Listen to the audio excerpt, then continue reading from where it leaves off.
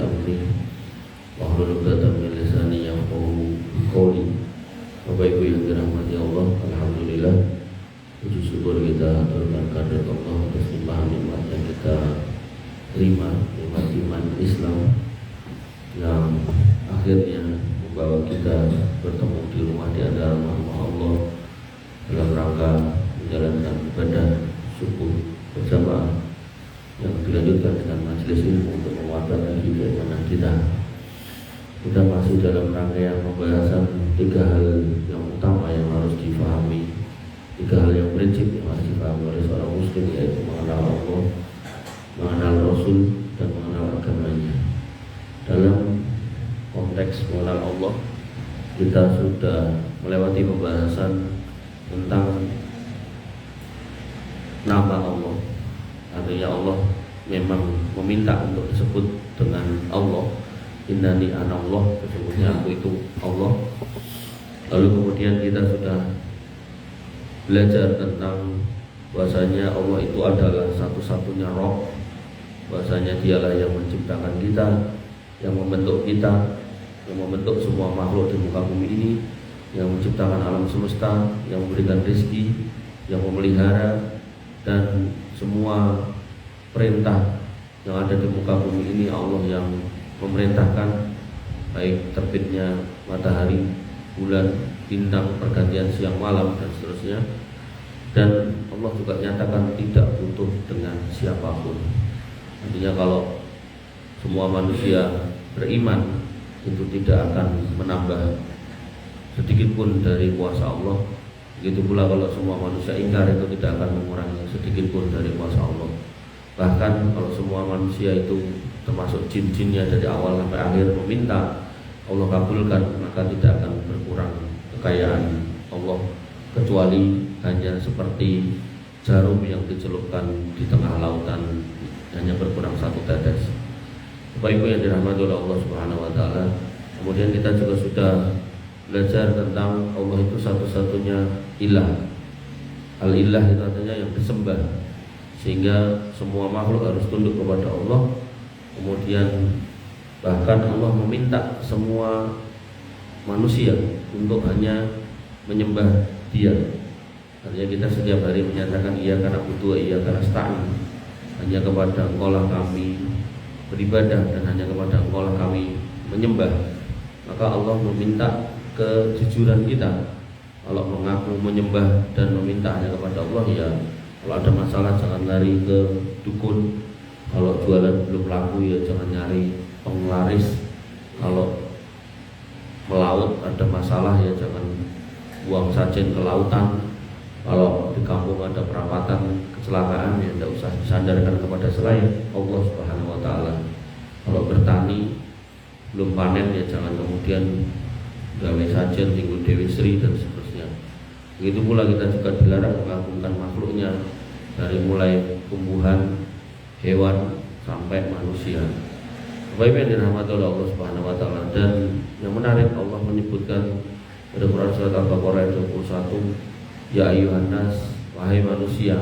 Artinya enggak cuma untuk kita orang beriman, tapi semua manusia. Ubudullaha rabbakum, sembahlah Allah sebagai Rabb kalian, alladzi khalaqakum, yang telah menciptakan kalian, walladzina min qablikum, dan orang-orang sebelum kalian. Artinya ketika orang dulu pernah ada dan sudah mati, sekarang datang kita, dan sekarang ada kita, dan kita juga akan mati. Orang yang akan datang belum datang dan akan datang, dan nanti ujungnya akan mati. Maka semua datang dan pergi. Kalau enggak menyembah Allah, maka tentu itu sebuah kekeliruan. Dan setiap kita akan bertanggung jawab atas apa yang kita pilih dalam perjalanan ini. Kemudian Allah juga tegaskan bahwasanya semua makhluk hidup tunduk kepada Allah Subhanahu wa taala, dan Allah menyatakan keesaannya, dan Allah bahkan mengklaim kepemilikan masjid sebagai rumahnya. Wa annal masajida lillah wa la tad'u ma'allahi ahada. Masjid itu punyaku, punya Allah, maka jangan pernah mengagungkan nama selain Allah. Nanti di masjid tidak boleh digunakan untuk politik praktis. Kalau politisnya sholat boleh, politisnya jumatan boleh, ngaji boleh. Tapi kalau sudah sampai pada level pilih aku, nah itu gak boleh. Kemudian di masjid juga tidak boleh mengagungkan selain Allah. Kadang ada masjid yang dikasih kuburan dan seterusnya, maka itu juga tidak diperbolehkan. Kemudian Allah juga melarang kita untuk meminta kepada selain Allah, bahkan menggunakan bahasa innahu la yuflihul kafirun. Orang-orang yang nekat meminta kepada selain Allah tidak akan beruntunglah itu orang-orang kafir. Artinya orang-orang yang nyata-nyata meminta kepada selain Allah, hakul yakin benar-benar meminta, bukan cuma perantara tapi minta. Wahai makam fulan bin fulan, berilah saya ini itu gitu. Maka bisa membatalkan syahadat. Bapak Ibu yang dirahmati oleh Allah Subhanahu wa taala. Nah, kemudian berikutnya kita sudah mengenal Allah dalam nama dan sifatnya. Kalau Allah itu punya nama, walillahil asmaul husna fad'uhu biha. Allah punya asmaul husna, maka berdoalah, mintalah kepada Allah dengan menyebut nama-nama asmaul husna. Jadi selain meminta dengan menyebut nama Allah, ya Allah berilah ini dan itu, maka jangan bisa menggunakan nama-nama asmaul husna. Dan asmaul husna saja yang digunakan, jadi jangan menggunakan nama-nama yang lain. Kemudian Allah memperingatkan kita, wadaril ladzina yulhiduna fi asma'ihi yujzauna ma kanu ya'malun. Dan tinggalkanlah orang-orang yang menyimpang dalam menyebut nama-namanya. Karena nanti ada orang-orang yang menamai Allah dengan nama-nama yang tidak pantas. Bapak Ibu yang dirahmati oleh Allah Subhanahu wa taala. Kemudian Allah juga tegaskan bahwasanya yang paling tahu tentang dirinya ya hanya Allah, dan hal yang gaib yang tahu hanya Allah. Kemudian semua itu diberitahukan kepada Rasulnya. Maka kalau kita mau mengenal Allah lebih dalam, kita harus kembali kepada Quran dan kembali kepada Sunnah. Jadi jangan berkata-kata tentang Allah yang tidak sesuai tempatnya, makomnya dan dasarnya. Makanya kemarin saya contohkan ada orang tua yang kemudian mengatakan saya sudah nelpon Allah, itu jelas dusta. Kemudian ada orang tua lagi yang mengatakan saya punya wiridan tertentu, kalau saya bacakan maka Allah akan mencari saya, kata dia. Itu juga jelas dusta. Nah, pada pagi hari ini kita akan membahas bahwasanya apakah Allah berkeluarga. Artinya ini masih dalam rangkaian membahas tentang Allah, ma'rifatullah, yang goalnya adalah, tujuannya adalah dengan jadi paham siapa kita dan siapa Allah. Karena nanti ada orang yang memahami ma'rifatullah ya, berpikir la ilaha illallah ngarep geleng-geleng, nanti Allah itu akan turun kemudian masuk ke dirinya, manunggaling kawula Gusti.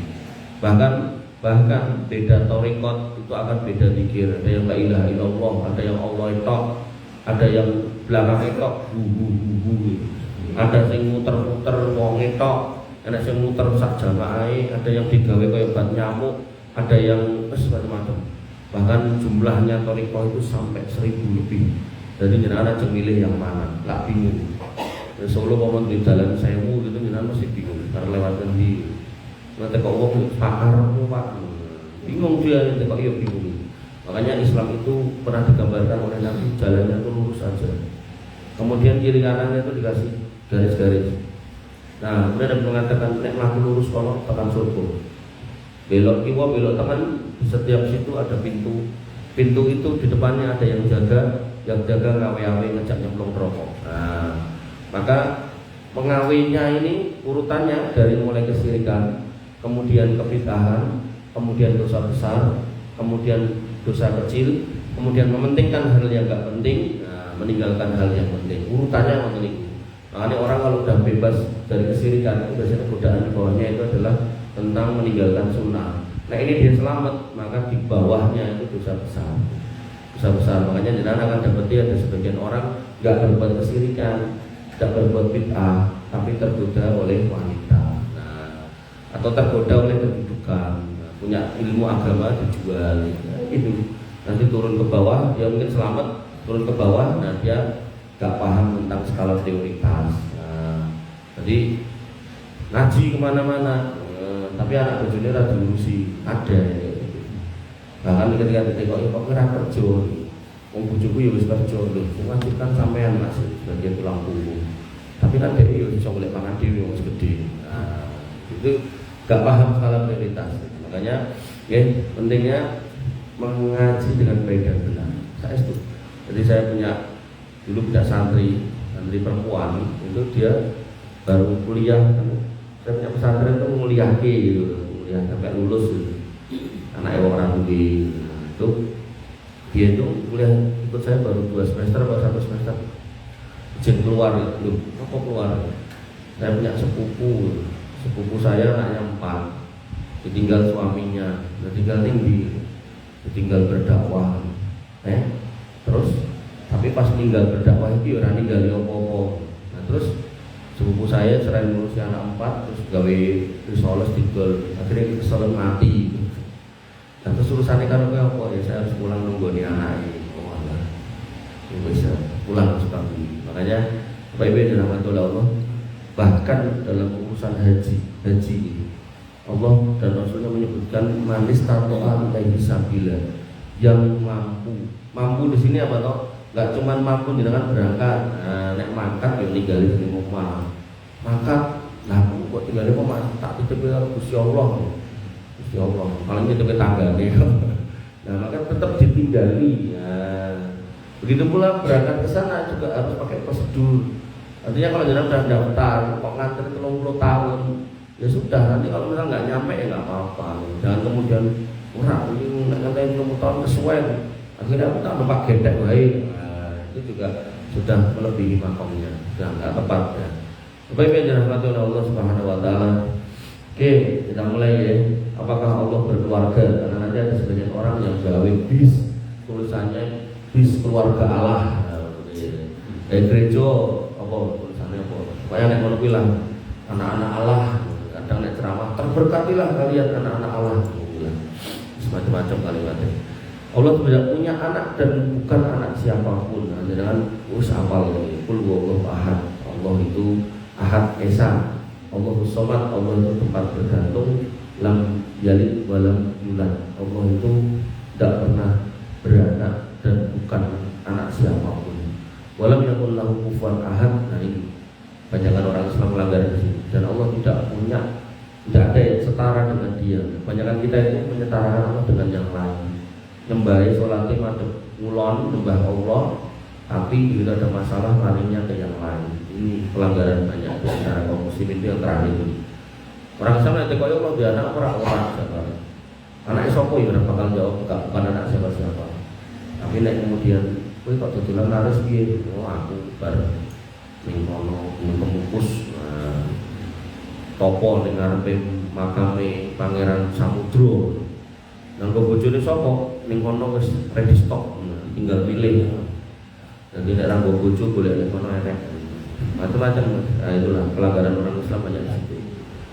Allah kemudian tidak mengambil siapapun jadi anaknya.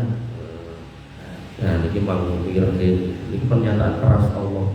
Wa qalu takhadar rahman walada. Manusia itu mengatakan kalau Allah itu punya anak. Dan di sini Allah menggunakan kata Ar-Rahman. Oh, ini asmaul husna. Menyenangkan setiap hari Ar-Rahman Ar-Rahim. Bedanya Ar-Rahman dengan Ar-Rahim, Allah itu punya kasih sayang. Dua-duanya artinya kasih sayang sebenarnya. Tapi nek bahasa Indonesia itu semakin pengasih dan penyayang. Seolah-olah untuk beda ini jane padha. Tapi bedanya adalah Allah itu punya kasih sayang 100%. Satu diambil dikasihkan ke dunia sekarang. Yang dapat sinten tumbuhan, binatang, manusia, bahkan orang kafir dapat. Bahkan saking dapetnya sampai gawe PIK 2, saking sugih sampai iso tuku macam-macam, sampai jadi 9 naga, sampai jadi 9 cacing. Di sini Allah menyebut wa qalu takhadar rahman walada. Berarti yang berlaku sekarang Ar-Rahman hari ini. Ar-Rahim nanti 99 menanti jenengan orang-orang beriman. Jadi kasih sayangnya akan ditunggu di akhirat buat mereka yang mau bertahan di atas keimanan. 99% dikasihkan.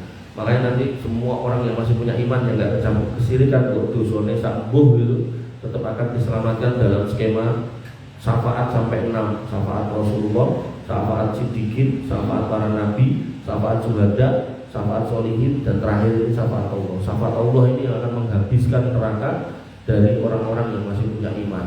Neng yo jarak sini ke sini saya nggak tahu. Mau sedino 6 dino, satu hari di sana saya tahun tinggi. Nah, makanya jangan betul, tak usah, jangan berdoa ya Allah paringi kalau syafaat senajan keri dewi. Nah, jaluk sing paling dhuwur gitu.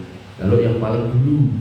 Termasuk minta surga, jangan ya Allah berilah saya surga walaupun emperane mboten. Jaluk sing paling dhuwur fas'alil firdaus, dalam surga sing paling dhuwur, jangan mung sing rendah-rendah. Ya, ibaratnya kalau dalam pepatah itu gantungkan cita-citamu setinggi langit, kalau akhirnya kamu jatuh dari situ, kamu akan kemangsang di bintang-bintang kan ngomong. Maka jangan kamu gantungkan di langit-langit ini nih, jatuh yang memiliki tetap tidak kurang dulu. Makanya Bapak Ibu yang dirahmati oleh Allah, di sini dikatakan bahwa qalu takhadar rahman walada. Manusia itu mengatakan kalau Allah Ar-Rahman punya anak. Tadi kan tahu orang yang mengatakan itu. Laqad jitum sayan idda. Sungguh mereka itu telah mendatangkan perkataan perkara yang sangat mungkar. Allah menolak berarti kan mungkar. Jangankan Allah, Mas Teguh ini misalnya dua anak di bojo, banyak wong lanang bokor loro ning ngarepe bojone. Mbak atau bu, kula niki dianaki Pak Teguh. Kesuna mboten bojone. Pak. Ini sulam. Anak kok bojone ndi? Mbok kula dereng nate dirabi, malah ngomongnya ngono piye? Tambah nesu to. Takatu samawati yatafattarna minhu wa yanbatan sakul ardu wa tahirul jibalu hadda. Hampir-hampir langit itu dijatuhkan, dibelahkan. Wa sakul ardu dan bumi juga dibelahkan. Kemudian wa tahirul jibalu hadda, gunung itu dihancurkan karena ucapan itu. Jadi cara wong iki gregeten gitu. Cara wong itu getem-getem ngantemi. Nah, cuman Allah itu kan enggak ngantemi. Allah itu kilo langit tak bleke kowe lho. Tapi karena Allah itu Ar-Rahman, maka ditunda. Makanya Nabi itu dikatakan sebagai rahmatan lil alamin. Itu nek bahasa umumnya rahmat buat seluruh alam. Tapi maknanya, salah satu maknanya dengan diutusnya Nabi Muhammad SAW, maka adab pembumi halusan umat manusia itu ketika setelah Nabi diutus sudah nggak ada. Zaman dulu ada kaum Ad, kaum Samud, kaum Sodom itu nek dikandani ngeyel dibleke. Bahkan kaum Sodom itu buminya diangkat, diwalik, lu cek dudani watu kon dhuwur entek-entekan. Tapi setelah Nabi Muhammad diutus, proses kayak itu nggak ada. Tapi ayat ini menunjukkan Allah itu getem-getem gitu, bergetem gitu. Coro aku dengar pengen nyamluk, terus nyamluk mungkin mulai kan. Jadi orang mau geser pipine mungkin sirai ucul gitu. Makanya di sini dikatakan takkan sama waktu yang terfaktor kami hampir-hampir langit itu tak jatuhkan. Watat sakul ardu dan bumi itu tak bikin meletek obor. Watahirul jibal dan gunung itu tak remuk itu. Boro-boro anta Abdul Rahmani walada. Karena kamu mengatakan Allah Ar-Rahman itu punya anak. Karena omongan itu tuh ditolak keras oleh Allah Subhanahu wa taala. Wa may yang bagi Rahmani ayat tahida walada, dan tidak patut Allah itu punya anak. Tidak pantas. Siapa yang layak jadi anaknya Allah? Siapa? Jangankan kok Allah loh. Anak presiden hari ini terus tiba-tiba putarnya kan nomor satu. Dulu. Kalau pengen anak loh. Teko ibu itu siapa kan gitu. Maka manusia dengan manusia saja ada yang nggak mau ngakui kok gitu. In kullu man fis samawati wal ardi illa atir rahmani abda. Ini Allah tegaskan.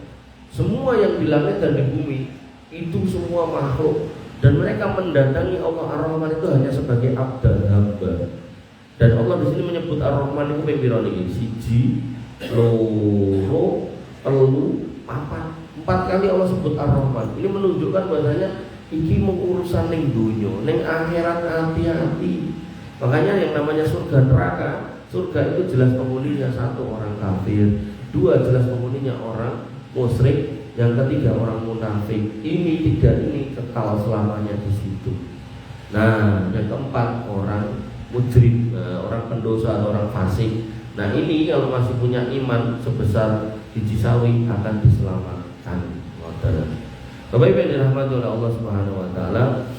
Dan kemudian Allah juga tidak punya anak-anak. Jadi anak 1 Allah enggak punya, apa meneh anak akeh. Dalam Quran surat Al-Maidah ayat 18, qalatil yahudu wan nasara nahnu abna'ullah wa ahibba'u. Oh, ini kayak yang saya bilang tadi tulis di sini. Apa kendaraan anak-anak Allah atau apalah gitu. Kekasih-kekasih Allah gitu. Disebutkan di sini bahwa orang-orang Yahudi dan Nasrani mengatakan kami ini adalah anak-anak Allah dan kekasihnya. Kul falima yu'adzibukum bidunubikum. Katakan, nek tenan ngono ngopo kok kowe disiksa karena dosamu. Artinya gini, tadi ayat-ayat yang lain kan menyatakan innal ladzina kafaru min ahlil kitabi wal musyrikina fi nari jahannam khalidina fiha ulaika hum syarrul bariyah. Orang-orang kafir dan orang-orang musyrik dari kalangan ahli kitab mereka ini akan menghuni neraka kekal di dalamnya dan mereka sejelek-jelek makhluk. Ngopo kok kamu mengaku sebagai kekasih Allah kok enak ayat kuwi ngopo gitu kan. Belum lagi nanti ada ayat yang mengatakan laqad kafara alladziina qalu innallaha salisun salasa. Telah kafir orang yang menyatakan Allah itu 3 tapi 1, 1 tapi 3 Trinitas. Kenapa kok ada ayat itu nek kamu mengaku sebagai anak dan kekasih Allah? Kemudian bal antum basyarum mimman khalaq. Ketahuilah nek kamu itu ya cuma manusia sama kayak kita yang diciptakan oleh Allah, bukan anak dan kekasih Allah, bukan. Bahkan Allah itu hanya memilih manusia sebagai kekasihnya, yaitu sinten Ibrahim. Dan nanti dalam hadis Nabi juga menyatakan kalau aku yang dipilih sebagai kekasih. Neng, kalau bukan karena aku dipilih sebagai kekasih Allah, maka aku kalau boleh memilih manusia menjadi kasih, tak pilih Abu Bakar. Tapi karena aku sudah dipilih Allah dan Allah tidak memberikan otoritas untuk milih kekasih dari sisi manusia, maka aku nggak milih Abu Bakar juga. Makanya Bapak Ibu yang dirahmati oleh Allah Subhanahu wa taala, kemudian yaghfiru liman yasha'u wa yu'adzibu man yasha'. Allah mengampuni yang dikehendaki dan mengadab yang dikehendaki. Ini untuk orang-orang fasik tadi. Adapun orang-orang kafir, kalau dia nggak bertobat hari ini di dunia, yang mengatakan Allah punya anak itu, maka ya tetap di akhirat sudah nggak ada ampunan. Wallahu walillahi mulkus samawati wal ard wa ma bainahuma. Dan apa yang ada di langit dan di bumi semua milik Allah Subhanahu wa taala. Wa ilaihil masir, dan kepadanya akan dikembalikan kepada Allah Subhanahu wa taala. Dan kemudian Al-Maidah 116 Allah nyatakan, jadi dua anak siji ora, dua anak akeh ora, gitu kan. Nah, kemudian yang ketiga, Allah tidak punya istri yoga. Allah berfirman, wa idh qala Allah ya Isa ibn Maryam a anta qulta lin nasi ittakhiduni wa ummiya ilahaini min dunillah. Dan ingatlah ketika Allah berfirman kepada Isa bin Maryam, hei Isa, apa kamu meminta manusia untuk menyembah ibumu dan kamu? Apa kata Isa? Subhanaka ma yakunu li an aqula ma laisa li biha. Maha suci Engkau ya Allah. Tidak ada ceritanya saya menyuruh manusia itu berkata-kata yang tidak benar tentang Engkau. Nah, ini garis bawah. Bahwasanya ketika kita mau berkata tentang Allah harus benar. Dan kalimat yang paling benar datang dari Quran dan Sunnah. Makanya Nabi mengatakan dalam khutbatul hajjah bahwasanya fa inna asdaqal hadisi kitabullah. Yang paling benar itu kitabullah. Wa khairul huda huda Muhammad, dan petunjuk yang paling baik petunjuknya Muhammad. Udah. Artinya kalau jenengan mau menjabarkan tentang Allah, jangan sampai keluar dari situ. Kalau keluar dari situ kemungkinan besar enggak benar. In kuntu qultuhu faqad alimta. Nek ngati kula niku ngendikan tentang jenengan ngoten niku, jenengan nggih ngertos kok nek kula niku jujur nang mboten. Ta'lamu ma fi nafsi wala a'lamu ma fi nafsi. Panjenengan ngertos napa ingkang kula penggalih, ning kula mboten ngertos napa penggalih panjenengan. Innaka anta allamul ghuyub. Karena sesungguhnya engkau itu yang maha tahu atas yang gaib. Jadi Isa bin Maryam itu sudah angkat tangan. Makanya Bapak Ibu yang dirahmati oleh Allah Subhanahu wa taala, seorang muslim nggih, selain harus mengenal Allah sebagai Rabb, juga harus mengenal Allah sebagai Ilah. Konsekuensi dari Rabb, maka semua perbuatan Tuhan itu kita kembalikan kepada Allah. Kemudian konsekuensi dari Ilah, maka semua bentuk penyembahan peribadatan. Jadi menyembah itu tidak cuma sholat ya. Di situ ada doa, di situ ada rasa takut, ada minta perlindungan, minta keselamatan, minta sugih, minta anak, minta jodoh, semua kembali kepada Allah Subhanahu wa taala. Minta udan, minta panen, minta nopo mawon kembali kepada Allah. Jadi jangan sampai sholatnya madhep kiblat, dongane apa mintanya kepada Allah pas sholat, tapi begitu ada masalah rumah tangga larinya ke tempat lain. Begitu ada masalah soal perikanan pertanian larinya ke tempat lain. Begitu ada masalah soal bisnis larinya ke tempat lain. Jadi semua harus kembalikan. Itu makna al-ilah kan. Jadi Allah tidak mau diduakan. Nek saya mau contohkan itu begini. Jenengan sebagai kepala keluarga, jenengan sing kerja, terus jenengan sing nafkahi garwa, terus garwane nampa niku sebagai nafkah jenengan. Dan misal dalam posisi ini garwa jenengan ya ora kerja, cuma benar-benar ibu rumah tangga, kabeh jenengan cukupi, kabeh full. Nah, terus jenengan kandhani ngeyel. Nah, tapi nek dikandhani bojone tanggane manut. Nah, ini kita sebagai laki-laki pasti tersinggung toh. Nah, kowe iki bojoku tak kandhani ra ngrungokke, tapi bila wong liya sing kandhani malah kok ngrungokke. Kowe karepmu piye? Anak juga sama. Kita yang punya anak dari istri kita tentunya, kemudian lahir anak itu cilik digedhe gede dipinterke diran pinter kandhane wong tuane malah ngrujak. Maka pertanyaan berikutnya, kowe iki anake sapa? Nah, emang kowe anakku ya rungokno omonganku kan gitu. Maka Allah berkali-kali mengklaim kalian semua itu cuma hamba, ila atir rahmani abda. Kalian itu cuma hamba, datang kepada aku sebagai hamba, tidak lebih. Bahkan tadi sudah dikatakan datang dan pergi. Manusia dulu yang pertama sudah pada mati, sekarang giliran kalian hidup dan gak lama kalian juga mati, akan diganti generasi berikutnya.